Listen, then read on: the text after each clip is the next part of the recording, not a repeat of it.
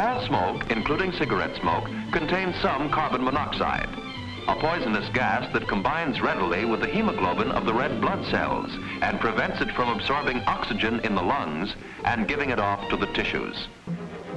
Beginners, almost without exception, find smoking irritating. Scientists suspect that certain constituents in the smoke may cause cancer in the respiratory tract. Smoker's cough is a well-known sound. The question is then, why do people smoke? Most people start smoking in imitation of a hero, or because they think that it makes them look important, grown up, or sophisticated. But once formed, it is a hard habit to break.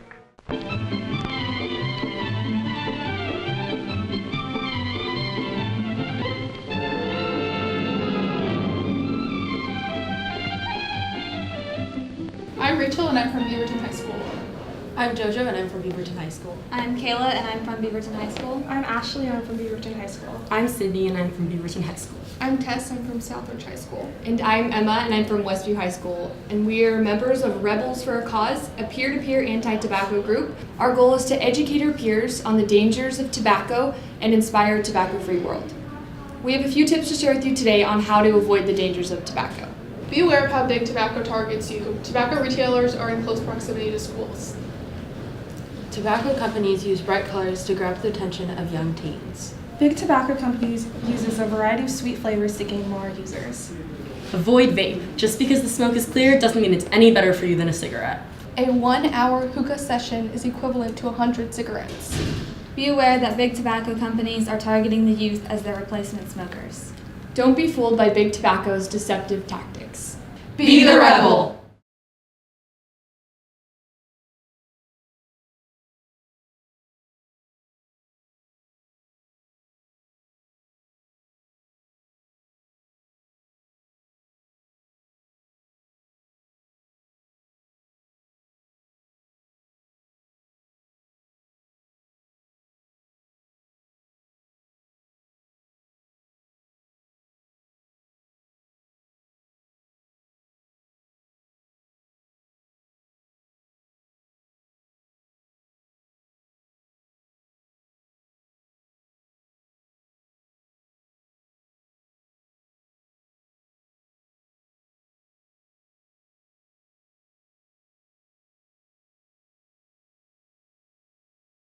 A lot of people develop a smoking habit during their high school or even earlier than that during their education.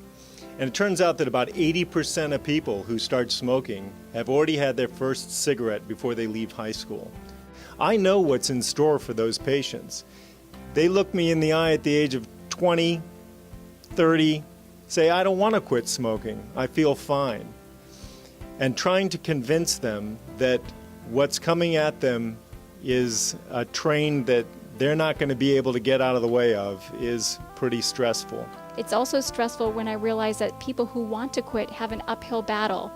So even with the best medications and counseling, the success rate for quitting tobacco is only between 10 and 30% at best, and without medications and help, it's well under 10%. So the reasons that people begin smoking, that I commonly see with my patients are to connect with others. So their friends, their families all smoke, and so it's a way that they can either join a peer group or try and fit in with a peer group.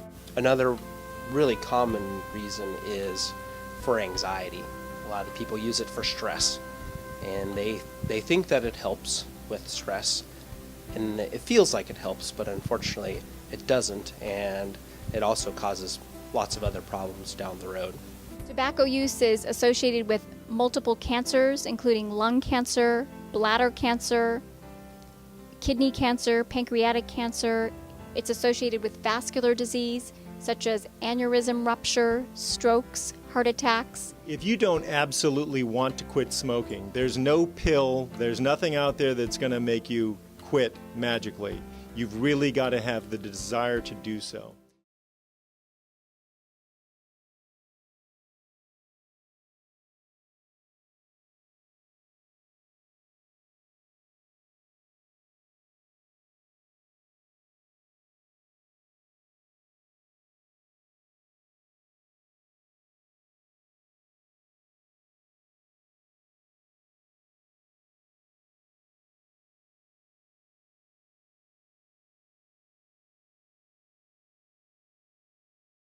Local education and prevention programs like the Washington County Rebels promote longer and healthier lives.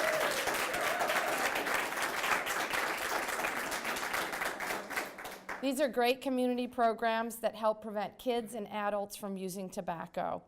Together, we've created smoke-free policies that protect health for all Oregonians in every single walk of life. Thank you, Governor Brown. My name is Emma Monson, and along with Rachel, we lead Rebels for a Cause, an anti-tobacco peer-to-peer group. And I'm here just as a voice for the youth to let you guys know that we see tobacco used by our peers and in our community way too often. And while the use of cigarettes has dramatically declined in the past few years, vaping has become the new norm and is an avenue in which tobacco is introduced to our generation.